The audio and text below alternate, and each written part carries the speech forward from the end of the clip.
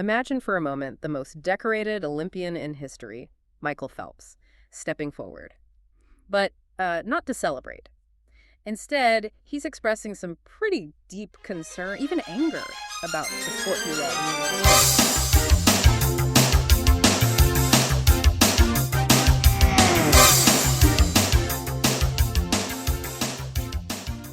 Sounds like it's about the very foundation of competitive swimming here in the U.S. It really does. It feels like a major wake-up call. Especially coming from him, it signals something, well, something deeper is wrong than just a few results. Swirling political issues, and frankly, the growing friction within USA swimming. And our sources are, well, they're powerful. We have Phelps' own statement. Right, and also a really blistering editorial from another Olympic gold medalist, Mel Stewart. He's the publisher of SwimSwam magazine, too. And together they paint this pretty stark picture.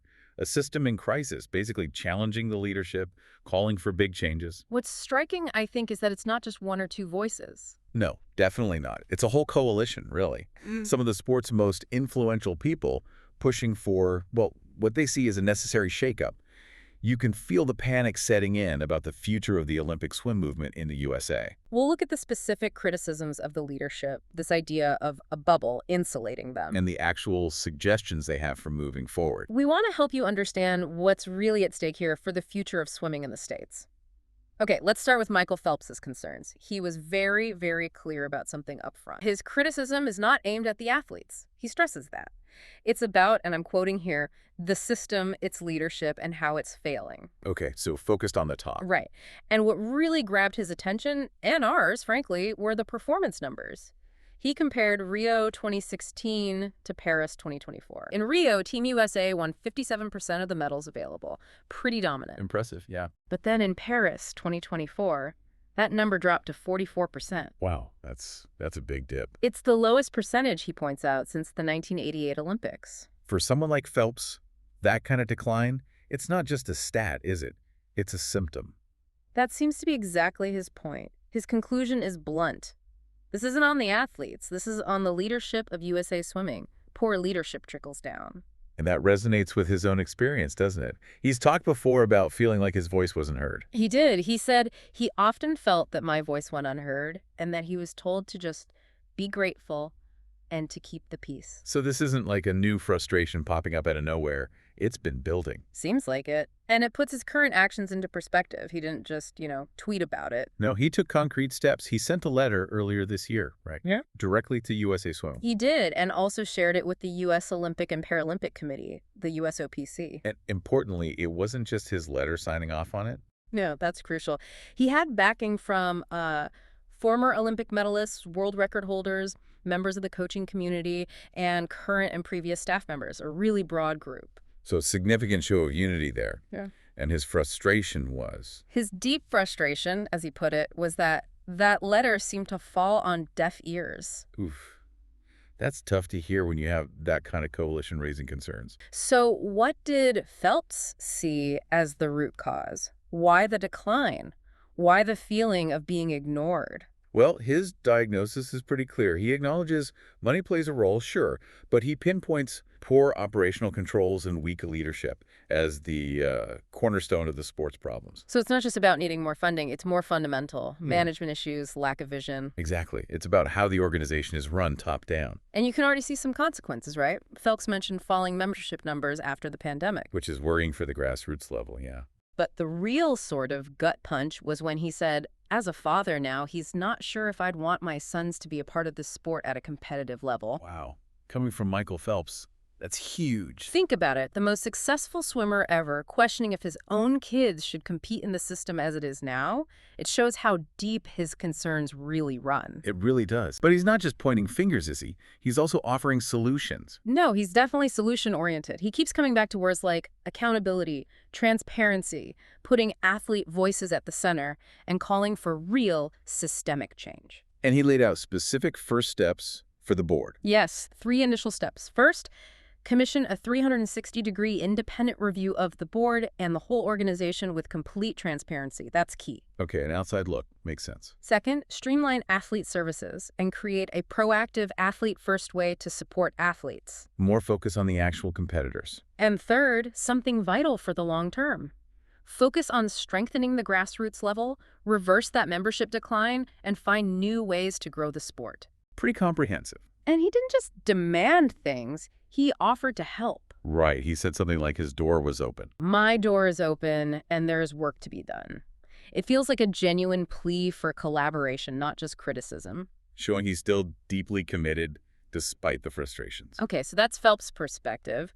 But then Mel Stewart enters the chat, so to speak. Right, the SwimSwam publisher, also an Olympic gold medalist. And his immediate reaction to Phelps' statement was interesting. He said Phelps was being far, far too nice, controlled even. Too nice, implying there's even more simmering under the surface. That's the suggestion. Stewart, who was apparently involved in those early talks with Phelps, hints that Phelps was actually holding back quite a bit. Which makes the whole situation feel even more serious. And Stewart also emphasized the support Phelps had, didn't he? Massively.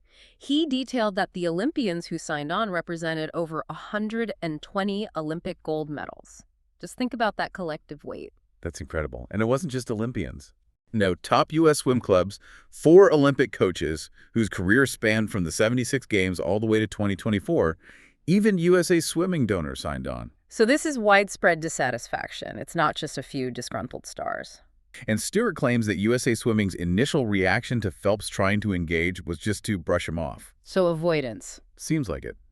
Phelps apparently had his letter ready back in early June, but he held off releasing it because he didn't want to distract athletes at U.S. trials, which is telling. Respectful of the athletes, yeah. But Stewart says the board only really engaged once they found out the letter existed, like it was suddenly hanging over their heads. Which suggests they weren't proactively looking to address the concerns until they felt pressured. That leads to another point Stewart made, the pressure Phelps was under not to release the letter. Pressure? From who? Stewart described it as relentless, overwhelming pressure.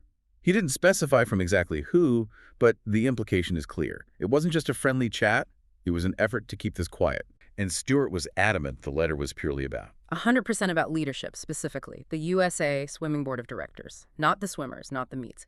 Squarely aimed at the very top. Fast forward to after the World Championships. The interim CEO puts out a statement. How did Stewart view that? He wasn't impressed. He argued the statement focused heavily on a narrative of illness among the team and lots of praise for the national team director. Yeah. But crucially, it completely ignored the elephant in the room. Phelps, his coalition, the letter, the core leadership issues. So basically sidestepping the main problem. Stewart called it a massive misdirect. He didn't mince words. A massive misdirect. What did he think the strategy was there? Stewart interpreted it as a deliberate move, a clear attempt to pit the sport's biggest icon, Michael Phelps, against its most visible asset, the U.S. national team. Trying to create a diversion, maybe? Pit athlete against athlete? That seems to be Stewart's reading. Deflecting attention away from the board's accountability. And he connects this to a pattern of behavior, mentioning the CEO search earlier in the year. Ah, yes, the candidate with the safe sport claim. Right. Stewart says the board picked someone in February who had this claim against them, but they did not disclose it. Kept it quiet. Until SwimSwam pressed them, apparently. Stewart believes they had no intention of telling the membership. And critically, he notes, no one on the board of directors resigned after that debacle. Which, for Stewart, says a lot about their sense of accountability. It paints this picture of a culture that Stewart describes bluntly as embarrassingly clumsy, lacking in professionalism, and at times they work against the very athletes they serve. That's a harsh assessment. It is. And it really echoes Phelps's older comment about being treated like a piece of meat, and his more recent words. The ones about being told to keep quiet. Yeah. I spent most of my life inside of a system that is supposed to support athletes. I gave it my everything, but I often felt that my voice went unheard. I was told to be grateful, and that it was more important to stay quiet and to keep the peace. You can just feel the years of frustration boiling up in that statement. Absolutely. And being told to keep the peace, that really seems to capture the culture Stewart is talking about. So why does a culture like that stick around? Does the money play into it? Stewart certainly thinks so. He points to public records, the 990s, showing USA Swimming's C-suite is well paid. Okay, executives making good money. But then he contrasts that with the stipends for the athletes, the Athlete Partnership Agreement, APA stipends. He claims those have been flat for 15 years. 15 years. While executive pay has gone up. That's his claim. His blunt takeaway: it's far more lucrative to be an executive at USA Swimming than to chase Olympic medals for the average national teamer. That's a stark comparison. And he mentioned fear among the athletes. Yeah, a fear to speak out. He likens it to a family dynamic where you just keep the family secrets and don't make waves. That sounds stifling. And it's not just athletes feeling that pressure. Apparently not. Stewart talks about national team coaches historically not getting paid for their time away at big events, partly out of fear that asking for compensation would get them sidelined. So they felt they couldn't even ask to be paid for their time. That's the historical context Stewart provides. They are still being underpaid, even though they get some compensation now. And what about the club coaches?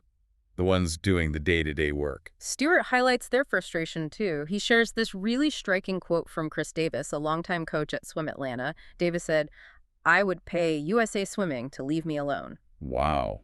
Pay them to leave me alone. That says a lot. It underscores what Stewart calls the hypercritical opinions of many club coaches. They're deeply invested, but deeply frustrated with the governing body. It feels like the frustration is coming from every level. Athletes, coaches, clubs. Which brings us to this concept Mel Stewart calls the Colorado Springs bubble, or just the bubble, as many insiders apparently call it. Okay, the bubble. What exactly is that? Stewart describes it as this sort of Olympic welfare system. It's fueled, in his view, by the massive lead Michael Phelps gave us in terms of profile and success. Meaning the money flowing from the Olympics. Yeah, huge amounts. Billions in rights fees and sponsorships going from the IOC to the USOPC, which then trickles down to sports like USA Swimming. Plus, there's a big reserve fund, over $1 billion. So a lot of money sloshing around in the system. Yeah. How does that manifest specifically at USA Swimming? Well, remember, they celebrated record revenue in 2024, over $50 million. Yeah, Olympic year bump, right? Kind of. Stewart argues that this record was hit even though sponsorships were down and registration was flat. So where did the extra money come from? According to Stewart, mainly from higher fees charged to members and that Olympic welfare trickle from the USOPC. Not necessarily from growing the sport or bringing in new sponsors. And this leads to Stewart's core argument about the bubble. Does this financial cushion breed complacency? Does it mean they don't have to hustle? That's exactly his point. Yeah. He argues this system means leadership doesn't really need to do anything, take chances, strive to grow, strive to be creative, or solve problems. Because the money keeps flowing regardless. The gravy train, as he called it. And he contends this leads directly to complacency, which is why you see so much anger from clubs, athletes, coaches who feel the sport's potential is being wasted. Can you give an example of this complacency or being out of touch? Stewart shared a really telling anecdote. Back in December 2023, he warned a board member about the rollout of their new software system, SwimSwam's 3.0. Okay. He told them it was going to be a disaster. He said he had input from top swimming alums in tech who basically predicted a hashtag show. So he gave them a heads up based on expert opinion. Yes, and he also specifically predicted a 4% registration drop because of the expected problems with this new system. And what actually happened? Reality was pretty close. Registration did drop by 4.6%. Almost exactly what he predicted. And the board's reaction. Despite this forecast proving accurate, despite the system issues, Stewart claims the board still gave the CEO a bonus of around $235,000 on top of his $650,000 base salary. A bonus. After predicting and then seeing a registration drop linked to a system rollout they oversaw. That's what Stewart reports. He sees it as a clear pattern: avoidance, misdirection, and zero urgency when real issues hit. He describes a board that's slow, avoids tough decisions, and lacks vision. That paints a pretty damning picture of the leadership culture. And looking forward, Stewart has predictions about the next CEO hire, too. Oh yeah, what does he expect? He predicts they'll hire an outsider, likely starting with a base salary somewhere in the $800,000 to $850,000 range. An outsider, not someone from within the swimming world. That's his prediction. And he thinks that salary could easily get padded up to $900,000 or even over $1 million with, as he calls them, fluffy KPIs, key performance indicators that aren't really driving core growth. And his main concern with that kind of hire is? That the CEO's number one priority will inevitably be protecting that paycheck, not actually growing the sport or fixing the underlying issues. Which is especially worrying given the timeline, right? LA 2028 isn't that far away. Stewart's point is the sport can't afford another on-the-job training cycle for a highly paid executive who's new to the complexities of swimming. So his core message about the bubble is? The bubble is real, and if we keep inflating it, the sport we love will stay stuck exactly where it is. It's a system, in his view, that rewards maintaining the status quo, not progress. Does Stewart offer a way forward? He does.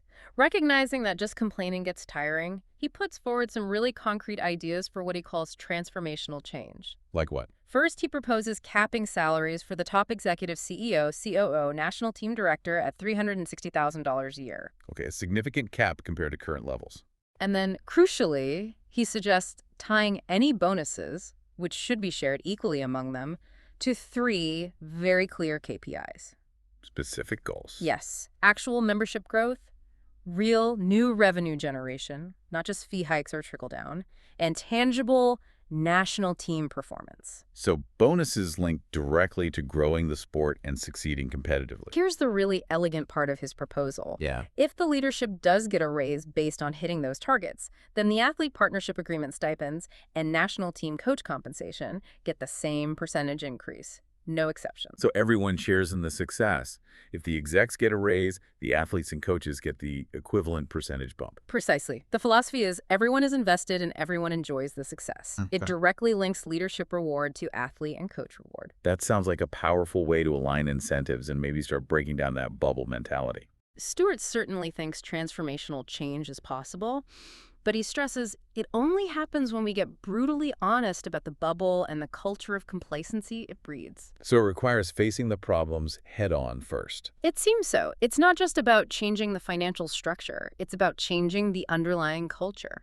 And you get the sense from both Phelps and Stewart that the people on the ground, the athletes, the coaches, the clubs, they're incredibly dedicated. Absolutely. They repeatedly call them diehards. Their anger isn't because they don't care. It's the opposite. They just want the leadership to show the same level of commitment. They want leadership to match that commitment, even just a little bit. They pour their lives into this sport, and they desperately want the people at the top to reflect that same passion for growth and excellence. Summing up, what we've really unpacked today isn't just about who won what medal.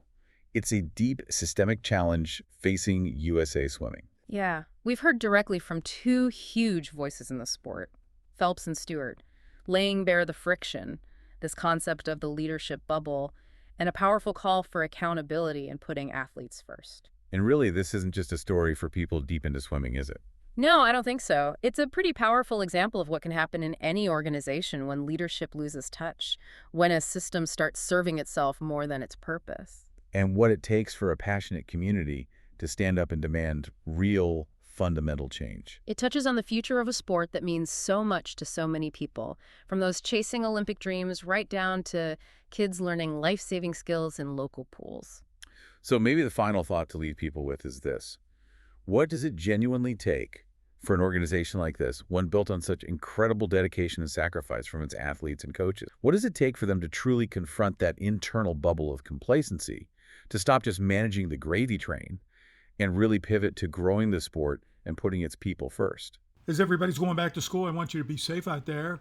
And think about coming to the open water swims in September, hosted by the International Swim Coaches Association. There are 2 this year. They're both in Virginia in beautiful outdoor lake settings.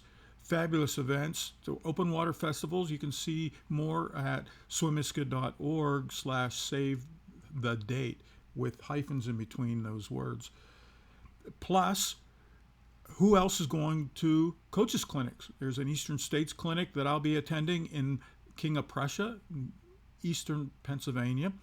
Plus the Ask a World Clinic. There's also a seminar one day happening on the Georgia coast for all things aquatic.